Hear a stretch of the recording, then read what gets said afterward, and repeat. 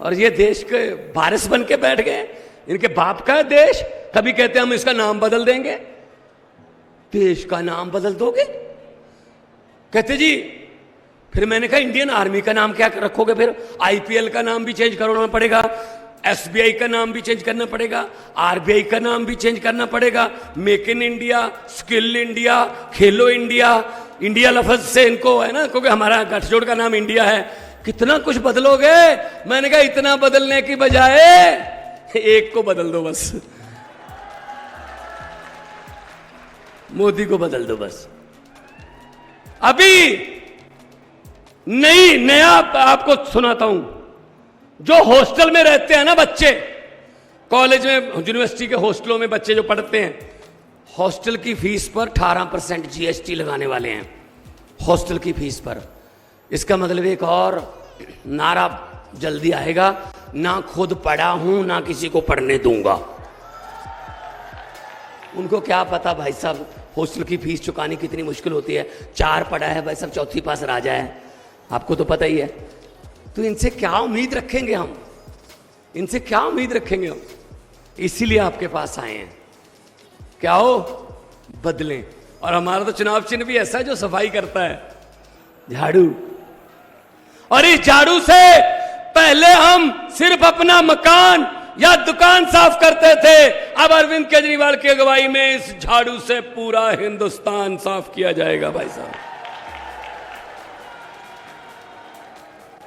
हर रोज लोग हमें ज्वाइन कर रहे हैं कि जी आ जाओ, बचा लो हमें, खा गए लूट के। किसी नदिया के घाट पर अगर ये नेता लोग बस जाते, किसी नदिया के घाट पर अगर ये नेता लोग बस जाते, तो लोगों के प्यासे होंठ भी 2 बूंद पानी के लिए तरस जाते। गनीमत है कि मौसम पर हुकूमत चल नहीं सकती, वरना सारे के सारे बादल भी इनके खेतों में ही बरस जाते। आम आदमी पार्टी जो कहती है वो करती है। इनकम टैक्स के कमिश्नर हैं हमारे प्रधान जी केजरीवाल साहब। इनको पता है पैसा किधर से आना होता है और किधर को लेके जाना होता है। और टैक्स का पैसा आता है खजाने में, खजाने का मुंह जनता की तरफ। अब ये क्या कहते हैं, 300 यूनिट बिजली फ्री कर दी गरीबों को, बच्चों की शिक्षा मुफ्त कर दी, इलाज मुफ्त कर दिया। तो मोदी जी क्या कहते हैं, अरविंद केजरीवाल फ्री की रेवड़ी बांटता है। अच्छा, हमने गरीब की बिजली 2 बल्ब जिसके घर पे हैं उसकी बिजली फ्री कर दी तो रेवड़ी हो गई। तो 15 लाख वाला पापड़ किसने बेचा था? 15 लाख आ गया। 15 लाख भाई साहब नहीं आएगा, नहीं आएगा। मैंने तो पार्लियामेंट में कहा था, मैंने कहा जी अब जब भी आप लोगों में जाने वाले हैं, लोग आपसे ये पूछने वाले हैं कि आप तो पूरा देश अपने एक दोस्त को लुटाने वाले हैं। मोदी जी 6-8 महीने में तो आप वैसे भी जाने वाले हैं, चलो जाते जाते ही बता दो अच्छे दिन कब आने वाले हैं। नहीं आएंगे अच्छे दिन भाई साहब। सो इनकी बातों में मत आना। और आज जितना भारी भरकम इकट्ठ यहां पे हुआ है, ये ऐसा तो मैंने मंजर लगभग 2 साल पहले पंजाब में देखता था। मैं इतना लोग आते थे और कहते थे बस हमारे पे छोड़ दो जी, आप एक बार बता जाओ कि कितने नंबर पे है झाड़ू का बटन। तो भाई साहब 117 में से 92 सीटें आई हैं, सब हार गए बड़े बड़े।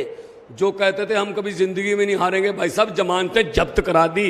ये पब्लिक है, ये सब जानती है। पब्लिक जब चाहे नेता अर्श पर और पब्लिक जब चाहे नेता फर्श पर, ये पब्लिक है।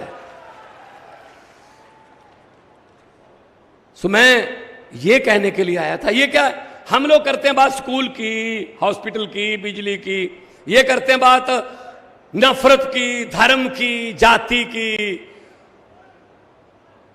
लंबे सफर को मीलों में मत बांटिए, कौम को कबीलों में मत बांटिए।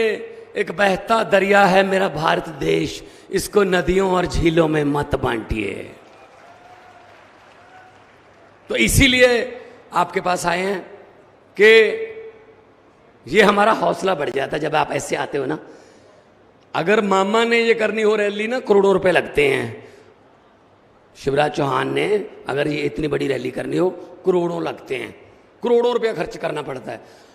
हमें तो कुछ नहीं करता, हम तो आप आ जाते हो, हम आ जाते हैं, बातचीत हो जाती है और उसी से आप कहते हो यार बंदे अच्छे लग रहे हैं यार, अपने जैसे बंदे हैं यार, ये तो अपने घर की तरह ही परिवार के मेंबर हैं।